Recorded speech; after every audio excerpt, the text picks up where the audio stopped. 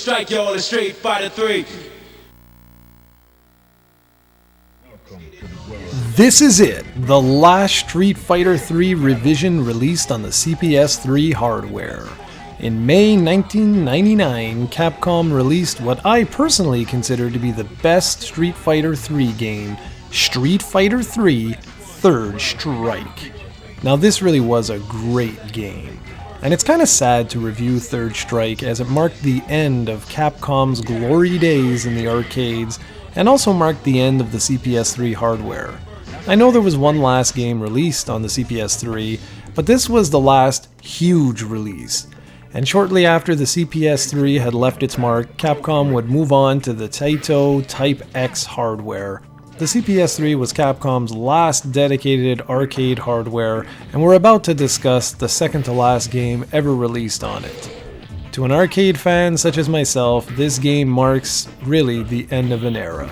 Even on the CPS-2 front, things weren't looking too much better, as only Giga Wing and a puzzle game were released in 1999. And let's face it, once the Dreamcast got released and Soul Calibur looked better on the Dreamcast than it did in the arcades, the writing was pretty much on the wall for arcades in general. Why would anyone want to pay tokens for a few rounds when you could buy a superior version of the game for $50 or so and enjoy it as often as you'd like from the comfort of your own home? Now before we jump into the Third Strike review, I think it's important that I go over some of the improvements made to Street Fighter 3 with Second Impact, which I didn't review because I couldn't get it to load on my CPS-3 motherboard.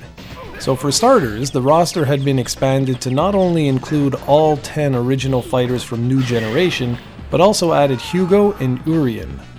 Akuma also makes an appearance as a secret character. Yun and Yang got different movesets, so they essentially became two different characters, or at least different enough that players could select their preference.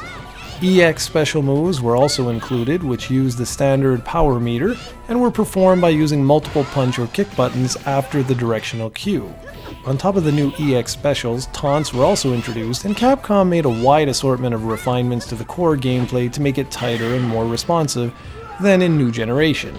The single-player story mode was also tweaked to allow for a rival character to be fought at the end of the game. Both Akuma and Shin Akuma could also be fought if certain requirements were met. So overall, there was a lot of interesting additions made to the franchise with Second Impact.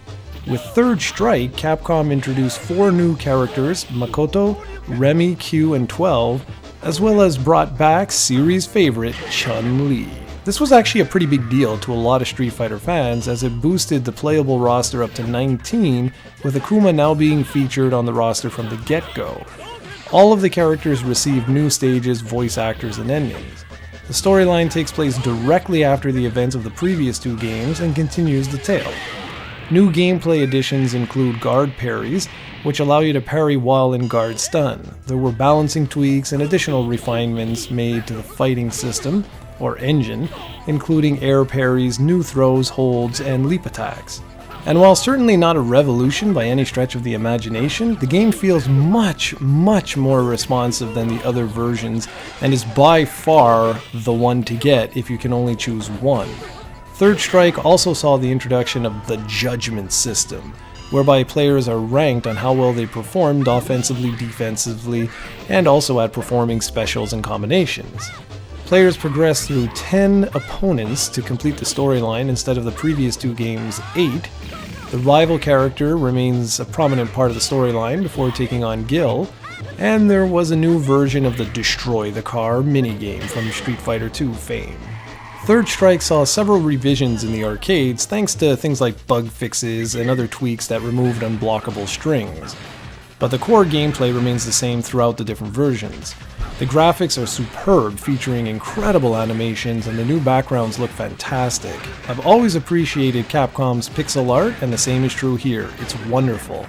The attention to detail is simply amazing, and the frames of animation per character is just fantastic. The 60 frames per second gameplay is fluid and feels just great. The CPS-3 was far too short-lived. I would have loved to have seen what Capcom could have done with this hardware with just a few more years of development time under their hood, but alas, it was never meant to be. The audio was pretty tight as well, But I'm not so big on the Third Strike rap by Infinite. I could have done without that, but overall the sound effects and music is top-notch stuff.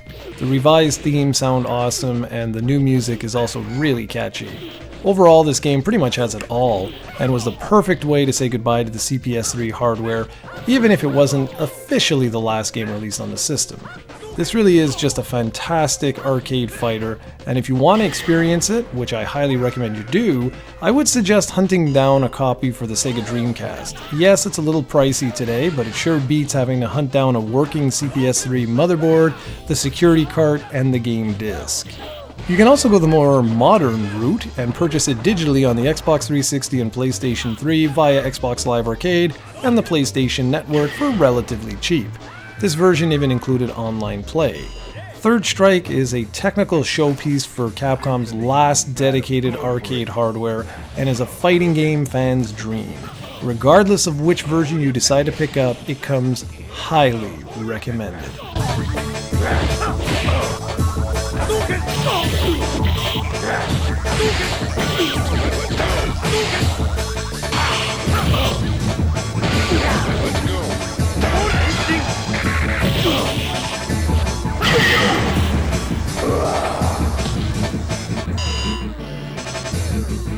Fighters ready. Engage.